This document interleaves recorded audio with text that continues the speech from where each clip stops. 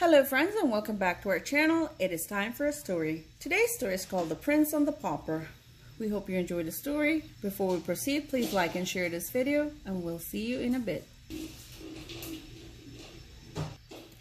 Once upon a time there was a good and kindly king. He ruled his country with fairness and generosity. But one day the king became very ill and could no longer watch over his kingdom. His son, the prince, stayed by his father's bedside, worrying and becoming sadder each day. The king was too sick to protect his people, so the greedy captain of the guards decided to rob them. Day after day, the captain and his guards went out to steal from the people, and they filled up the palace with mountains of food and gold. Nobody could save the kingdom from the thieving captain until one day, two poor peasants, known as paupers, wandered near the palace looking for food. Mickey, one of the paupers, looked exactly like the prince. Of course, he didn't have fine clothes to wear or live in a fancy palace, but the poor boy did have two loyal friends. One was the other pauper, a silly fellow named Goofy, and the other was a friendly pup named Pluto. Mickey and Goofy watched as the captain of the guards sped by in a royal coach filled with food. Pluto was so hungry that he chased the coach into the palace. "Stop!" Mickey shouted. "Come back, Pluto!" And he ran off after his dog. But when Mickey got to the palace, he wasn't turned away. A guard waved him and called him Your Majesty. After a while, Mickey became worried about being caught inside the palace. When he heard royal guards approaching, he looked for a way to hide. Meanwhile, the prince was sitting through another boring lesson with Professor Horace. To pass the time, he took out his pea shooter and aimed it at his servant Donald. Then the prince thought, "I think I'll have some fun and hide from Professor Horace." A little later, there was a loud crash in the hallway. The prince and the pauper had each hidden in a suit of armor, and when they went tottering down the hallway, they crashed into each other. Lifting their helmet visors, the two stared and stared. They looked exactly alike. "Gosh, Your Royal Highness," said Mickey, "we could be twins." Mickey bowed low and introduced himself. "I was about to die of boredom until we bumped into each other," said the prince. "Do you know what it's like to be the prince?" "It must be fun," said Mickey. "Breakfast at 7, lessons until lunch, a banquet every night, more lessons. How I envy your freedom," said the prince. "You envy me?" asked Mickey, amazed.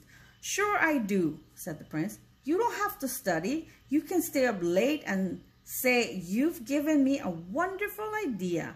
We'll switch clothes and switch places for a day. Nobody will be able to tell the difference.'" And so it was done. As the prince, dressed as a pauper, headed out of the palace, he was pleased to make it past the royal guard, but he couldn't fool Mickey's dog Pluto. When Goofy saw the prince, he was sure it was Mickey and tried to talk to him, but the prince just said hello and walked on. Back at the palace, the pauper was dressed as the prince. Donald brought food to Mickey's room, but when Mickey reached for a turkey leg, Donald grabbed it first. "I'm checking for poison," Donald said, biting into a juicy drumstick. Pretty soon, Donald had eaten all the food and poor Mickey didn't get one bite. Then it was time for the royal lessons. Mickey didn't do very well at bird hunting or horseback riding. The prince wasn't doing any better. He had got jolted by bustling crowds and felt lost in the city streets. Feeling hungry, he headed for the marketplace where he saw one of the captain's guards stealing food. He ordered the guard to stop, but the captain just glared at the raggedy peasant and called out, "Arrest this beggar! He's trying to steal from the royal guards." "Come on, my friend, quick, this way," called a voice. It was Goofy, who grabbed the prince and whisked him off to a small hut to hide. A few minutes later, the town crier came through the square with news that the king had died. "I must go to my palace tomorrow," the sad little prince said. "I will miss my father greatly, but now it's my duty to take over as king. I promised my sick father that I would rule the land justly and with compassion for all." "Gosh," said Goofy, "you're the prince? I thought you were my buddy Mickey." "I am your friend from now on," vowed the prince solemnly.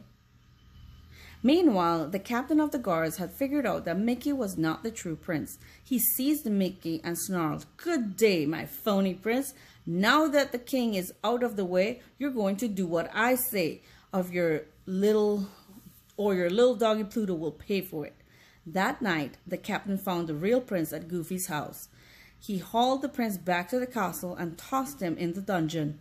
"I see your royal ring," the captain said, "but it won't do you any good. As soon as the Pauper is crowned king, I shall unmask him as an impostor and rule the kingdom myself." But the prince was not alone in the dungeon. Donald was there too. It was good to have a friend with him. Soon a strange-looking guard came to unlock the dungeon door. It was Goofy. He let the prince out just in time for the coronation. Meanwhile, Mickey the Pauper was trying to avoid being crowned king. "Please don't put that crown on my head," Mickey begged. "He's not the prince," yelled the wicked captain. "He's an impostor. Seize him." "But I am not an impostor," came a voice from the high balcony. It was the real prince. There was quite a scuffle, and Mickey, the prince, and their friends strapped the captain of the guards and his men. Finally, the prince was crowned king. His first act was to arrest the captain and his men. Then the kingdom was once again in kind, caring hands. Mickey the Pauper was reunited with his friend Goofy and faithful dog Pluto, and he was made advisor to the king. The king ruled with justice and compassion, and both he and Mickey remained friends and lived happily ever after. The end. We hope you enjoyed this very short story. We'll see you for another one another time. Goodbye.